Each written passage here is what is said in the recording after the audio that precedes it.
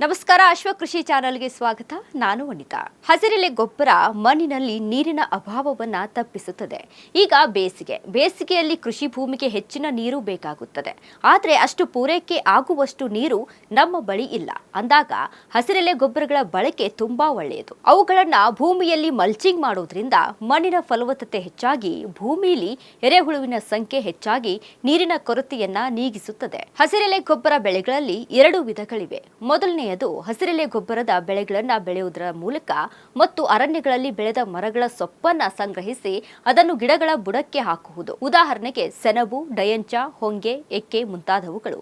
ಎರಡನೆಯದ್ದು ದ್ವಿದಳ ಧಾನ್ಯಗಳನ್ನು ಬೆಳೆದು ಉಳುಮೆ ಮಾಡಿ ಮಣ್ಣಿಗೆ ಸೇರಿಸಿಕೊಳ್ಳಬಹುದು. ಉದಾಹರಣೆಗೆ ಹೆಸರು, ಅಲಸಂದಿ, ಉದ್ದು, ಅವರೆ, ಕಡಲೆ, ಶೇಂಗಾ, ಸೋಯಾಬೀನ್ ಮುಂತಾದವುಗಳು. ಹಸಿರೆಲೆ ಗೊಬ್ಬರದ ಬೆಳೆಗಳನ್ನು ಬೆಳೆಯುವ ಸಮಯ ಯಾವುದು ಅಂತ ನೋಡಿದ್ರೆ, ಮುಖ್ಯವಾಗಿ ಬೆಳೆಗಳನ್ನು ಬೆಳೆಯುವ ಮೊದಲು 6 ರಿಂದ 10 ವಾರದವರೆಗೆ ಹಸಿರೆಲೆ ಗೊಬ್ಬರದ ಗಿಡಗಳಾದ ಸೆಣಬು, ಡಯಂಚ, ವೆಲ್ವೆಟ್ ಬೀನ್ಸ್ ಬೆಳೆಯಬಹುದು. ಅಥವಾ ದ್ವಿದಳ ಧಾನ್ಯದ ಬೆಳೆಗಳನ್ನು ಬೆಳೆದು ಕಟಾವಿನ ನಂತರ ಉಳುಮೆ ಮಾಡಿ ಆ ಬೆಳೆಯನ್ನ ಮಣ್ಣಿಗೆ ಸೇರಿಸಿಕೊಳ್ಳಬೇಕು. ನಂತರ ಮುಖ್ಯ ಬೆಳೆಯನ್ನ ಬೆಳೆದುಕೊಳ್ಳಬಹುದು. ಹಸಿರೆಲೆ ಗೊಬ್ಬರ ಬೆಳೆಗಳ ಉಪಯೋಗಗಳು: ಮಣ್ಣಿನಲ್ಲಿ ಹ್ಯೂಮಸ್ ರಚನೆಯಾಗಿ ಸಾವಯವ ಅಂಶವನ್ನ ಹೆಚ್ಚಿಸುತ್ತದೆ. ವಾತಾವರಣದಲ್ಲಿರುವ ಸಾರಜನಕವನ್ನ ಸ್ಥಿರೀಕರಣ ಮಾಡುತ್ತದೆ. ಹಸಿರೆಲೆ ಗೊಬ್ಬರವು ಮಣ್ಣಿನ ರಚನೆಯನ್ನ ಸುಧಾರಿಸುತ್ತದೆ. ಮಣ್ಣಿನಲ್ಲಿ ನೀರನ್ನ ಹಿಡಿದಿಟ್ಟುಕೊಳ್ಳುವ ಸಾಮರ್ಥ್ಯವನ್ನ ಹೆಚ್ಚಿಸುತ್ತದೆ. ಮಣ್ಣಿನ ಸವೆತವನ್ನ ತಡೆಗಟ್ಟುತ್ತದೆ. ಸವೆತದಿಂದ ಆಗುವ ಮಣ್ಣಿನ ನಷ್ಟವನ್ನ ಕಡಿಮೆ ಮಾಡುತ್ತದೆ. ಮಣ್ಣಿನ ಮೇಲ್ಮೈಯನ್ನ ರಕ್ಷಣೆ ಮಾಡುತ್ತದೆ. ಹಸಿರೆಲೆ ಗೊಬ್ಬರವು ಕ್ಷಾರೀಯ ಮಣ್ಣನ್ನ ಪುನಃ ಚೇತರಿಸಿಕೊಳ್ಳಲು ಸಹಾಯ ಮಾಡುತ್ತದೆ. ಹಸಿರೆಲೆ ಗೊಬ್ಬರದ ಬೆಳೆಗಳನ್ನ ಬೆಳೆಯುವುದರಿಂದ ಕಳೆಗಳ ಬೆಳವಣಿಗೆ ಕಡಿಮೆಯಾಗುತ್ತದೆ. ಹಸಿರೆಲೆ ಗೊಬ್ಬರದಿಂದ ಬೇರುಗಂಟು, ನೆಮಟೋಡ್ಸ್ಗಳನ್ನು ನಿಯಂತ್ರಿಸಬಹುದು.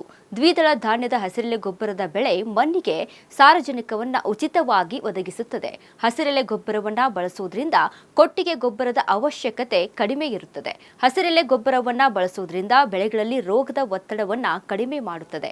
ಕಳೆ ಮತ್ತು ರೋಗ ನಿಯಂತ್ರಿಸಲು ದ್ವಿದಳ ಧಾನ್ಯದ ಹಸಿರೆಲೆ ಗೊಬ್ಬರ ಬಳಸಬಹುದು. ಹಸಿರೆಲೆ ಗೊಬ್ಬರ ಮಾಡುವುದಕ್ಕೆ ಖರ್ಚು ಕಡಿಮೆ, ಲಾಭ ಹೆಚ್ಚು. ಹಸಿರೆಲೆ ಗೊಬ್ಬರವನ್ನು ಕಡಿಮೆ ಅವಧಿಯಲ್ಲಿ ಅತಿ ವೇಗವಾಗಿ ಬೆಳೆಯಬಹುದು.